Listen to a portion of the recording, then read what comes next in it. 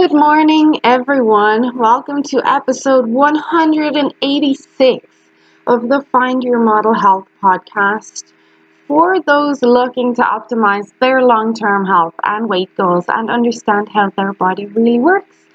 I am your host. I am Shemaine Linney. I'm a fitness and nutrition expert, certified iridologist, and biohacker. I hope you're really well on this beautiful May morning. We are to have some nice weather for the next few days, like really nice.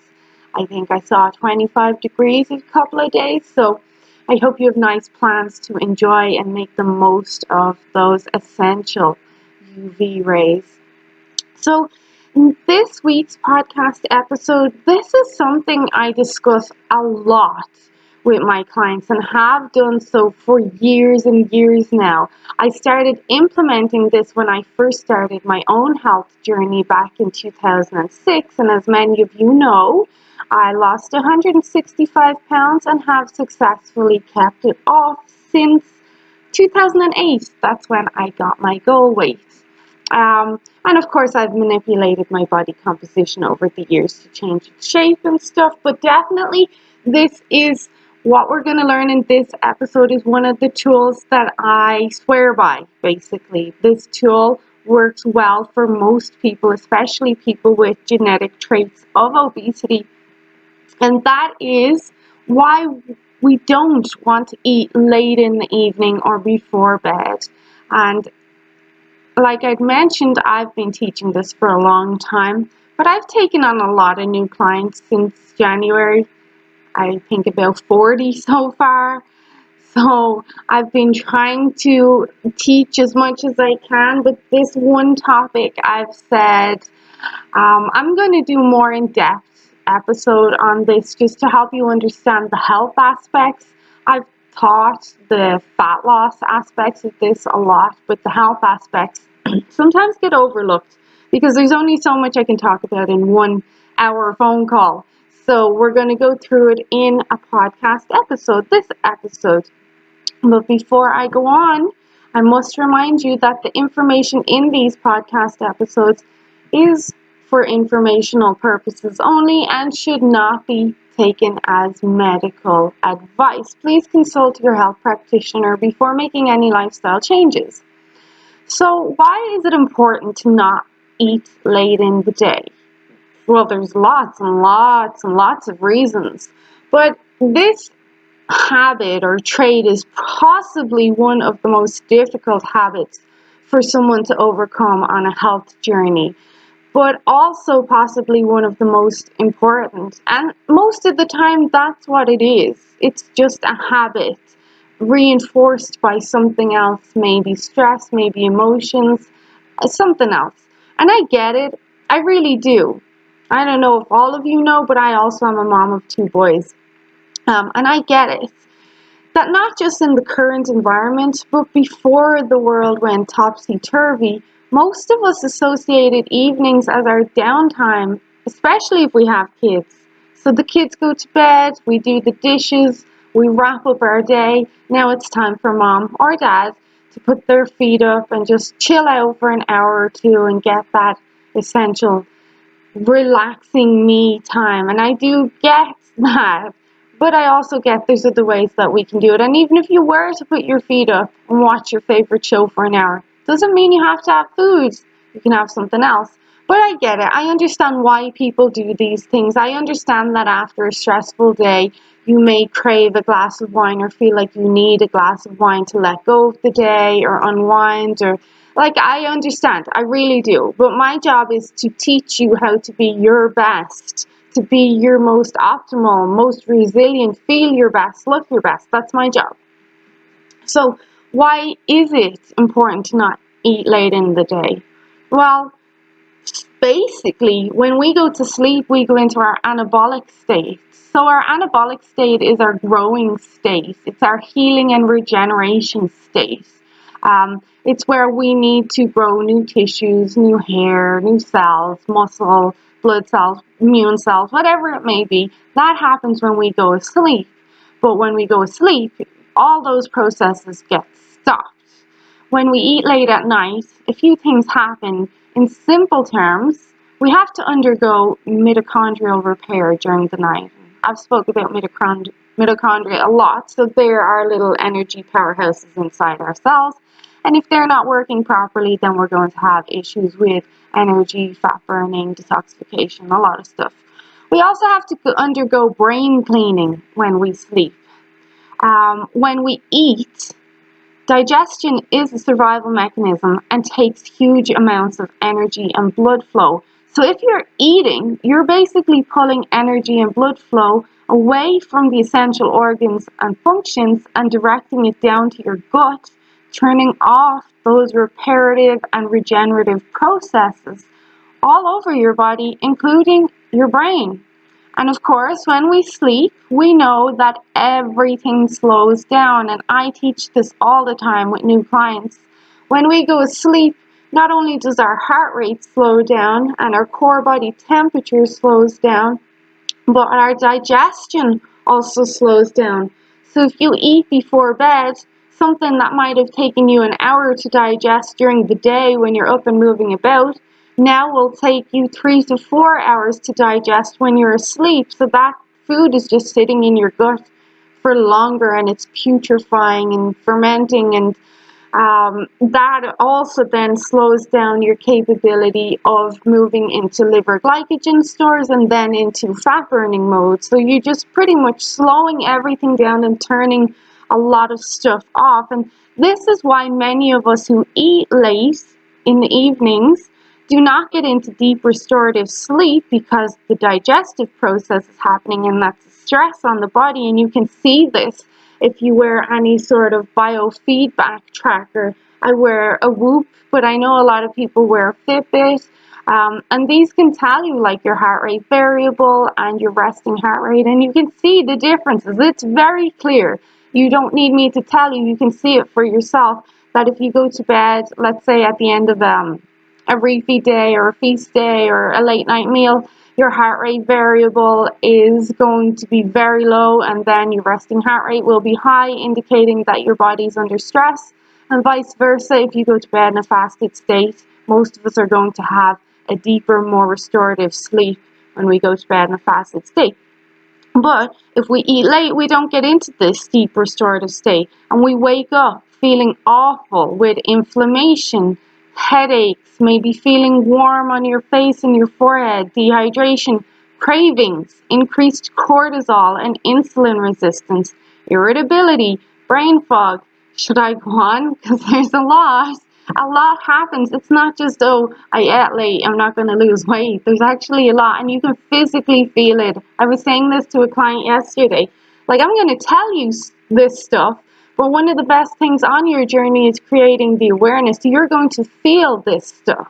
You're going to have an awareness, and then you're going to be able to, in a sense, self-diagnose and understand what's going on with yourself, like a lot of my clients do.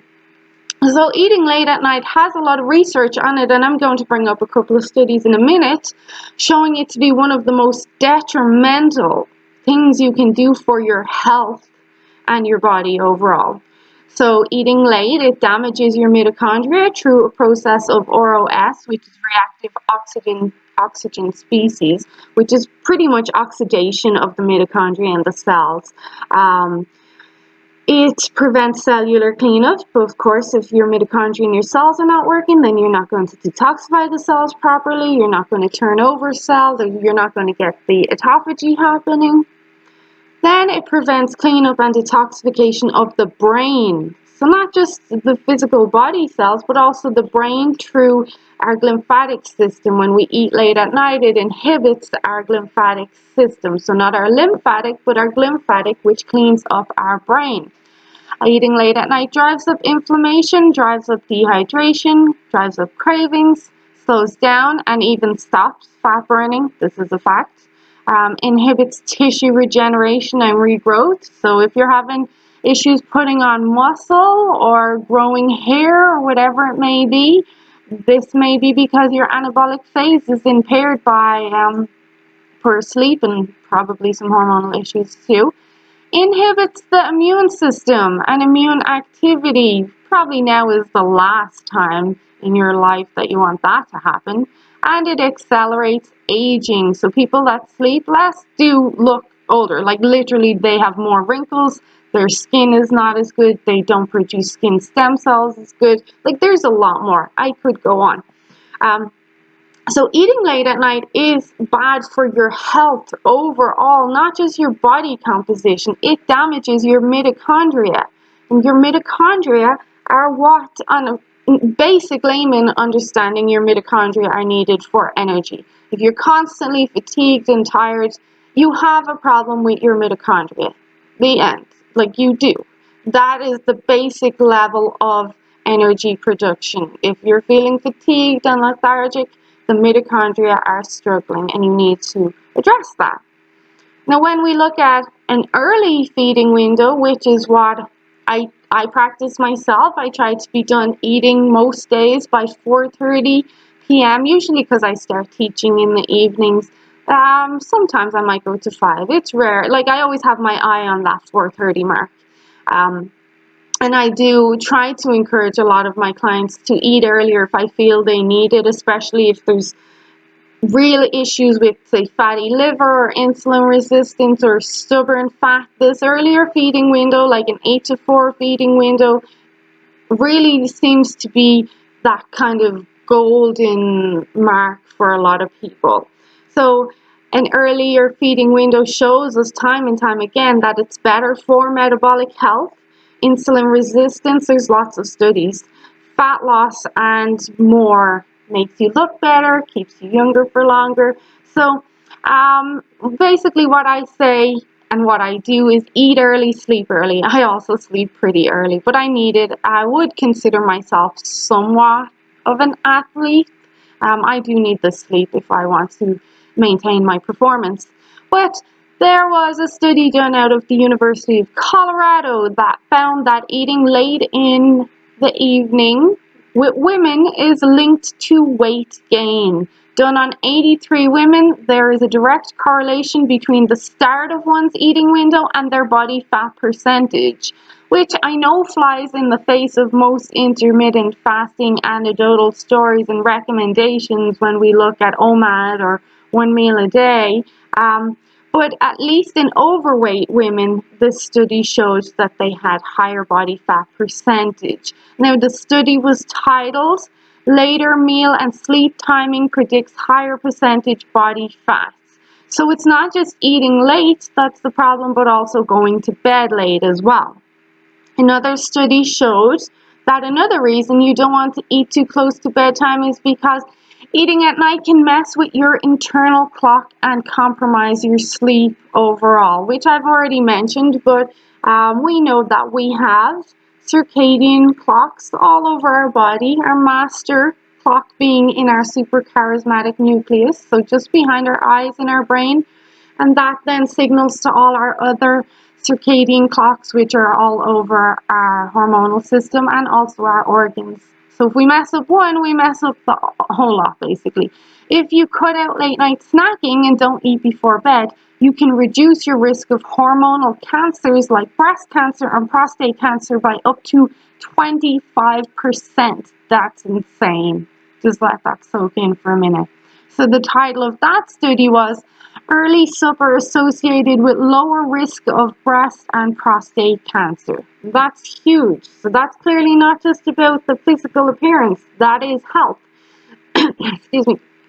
Another thing that happens when we go to bed on an empty stomach is back to that kind of anabolic state or idea, is that most of us make human growth hormone at night. It peaks at night, and this is why we consider our sleep our anabolic hormone. And this is the hormone used for healing and regeneration, signaling stem cell production, growing new hair, all of that good stuff. But also human growth hormone is a fat burner. So when we eat, basically we inhibit our growth hormone, so we don't get that dump of growth hormone during the night, and we turn off fat burning. So if you eat around the time of your growth hormone peak, which is at night, then it has less of an effect than if you don't eat. So Also, ghrelin, our hunger hormone, which is produced by our stomach, among its numerous functions, ghrelin increases appetite, of course, and stimulates the release of human growth hormone. Human growth hormone is used to upregulate fat burning and then, of course, drives the stem cell tissue growth, regeneration, all that good stuff. So if you're going to bed feeling a little hungry, and I said a little hungry, that's okay. That tells you that your ghrelin is there and it's about to stimulate a big dump of human growth hormone while you go asleep in your fasted state so that you get all the fat burning and the regenerative benefits and aspects.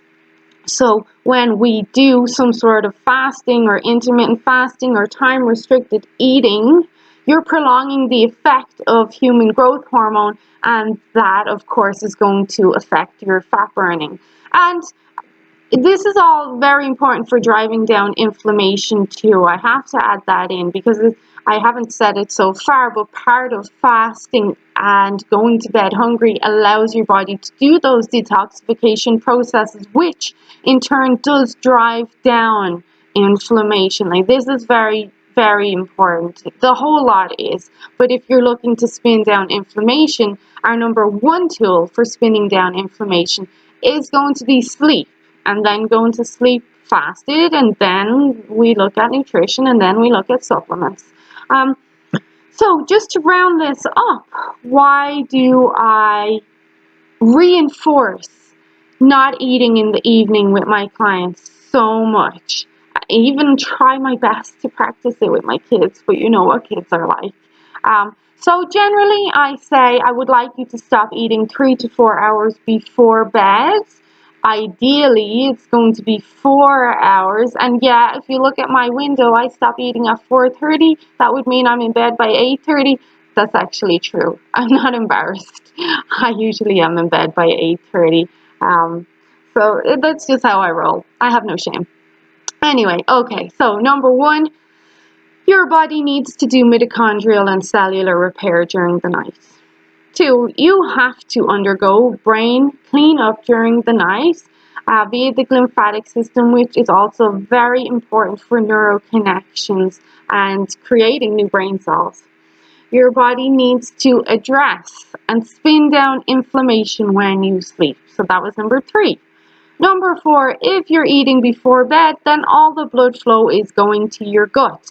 That means blood flow is not going to your brain or other essential organs for repair, detoxification, and regeneration. Number 5, you get a big dump of human growth hormone when you sleep, which upregulates fat burning if you are fasted when you sleep. Number 6, you reset insulin, leptin, and other hormones when you sleep, which improves sensitivity and functioning of these hormones. So not just our 2 master hormones, insulin and leptin, but also the subset hormones as well, that they directly impact. Number 7, stem cell production is upregulated when you fast, which improves healing and regenerative ability and efficiency when you sleep. But stem cell, as we know, is very, very important for preventing cancer, Alzheimer's, and lots of other diseases.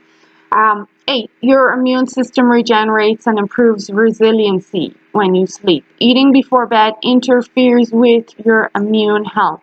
Remember that one right now. 9, detoxification is impaired when you eat before you sleep. It is the end, which puts a strain on your detoxification organs and pathways, including your lymphatic system and your blood flow. And number 10, tissue, including muscle growth, happens at night. This gets slowed down and even impaired if you eat before bed. This is why people struggle to put on muscle, especially when they train really hard and they're not seeing progress. It's because maybe their sleep is off, they're eating too late, and they have hormone issues. So these are just a few reasons why we like to close our eating window as far away from bedtime as possible. I, of course, encourage people to do it as much as possible, but I have to add this in. If your meal pattern is working for you, continue to do it. But if you're not having any food until 2 p.m. maybe, and wondering why you're not losing fat or gaining weight or putting on muscle, you're eating at one meal at 2 p.m. and then finishing eating at 10 p.m. It could be that you're delaying the onset of the calories and then you're eating too late, and that's perturbing circadian clock systems and hormones. So you do have to look, like if you're not getting the results and you're feeling crappy, it's not working. If you feel amazing and you're seeing the results, then stick with what you have, of course. But this podcast episode information, I think, is going to be beneficial for the majority of people. But of course, you have to make things work for your lifestyle. And this comes down to what's important to you as well. Do you really want optimal health? Do you really want a good body? Do you want the health and body of your dreams? Like, how badly do you want it? Or do you just want to survive and live? Like, it really is individual. So you can use the information in this episode as an adjuvant or as a tool to help you on your journey.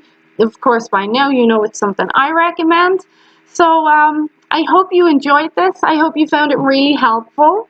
If you know anyone that would benefit from this information, please do share. Sharing is caring. And right now, I think we really need to be empowered and to take responsibility for our own health. So all this information can help. If you have any questions or would like me to cover any topics, just reach out to me, ask. I'm happy to do it. You can find me on Facebook or Instagram right now. You also can look at my website, ShamainsModelHealth.com. There's a contact me button there. And of course, I believe that if you don't ask, you will not receive. So if you feel that I deserve it and my podcast and the information I provide is helpful, I would really, really appreciate a review on your favorite podcast platform. If you feel I deserve it, it really helps me reach more people and doesn't just keep me to like Alberta. So when we leave small businesses reviews, it helps our reach and of course helps our small business. And we know all the small businesses need a bit of help right now. So I'm asking for your help if you feel I deserve it. But otherwise, have a great, great day. Really, I mean that. Have a great day. We're going into the weekend now. The weather is to be smashing. Enjoy it. Smile, laugh, have fun with your family. Create memories. Really, just enjoy this time. Have a great weekend. And I will chat to you guys really, really soon. Bye-bye.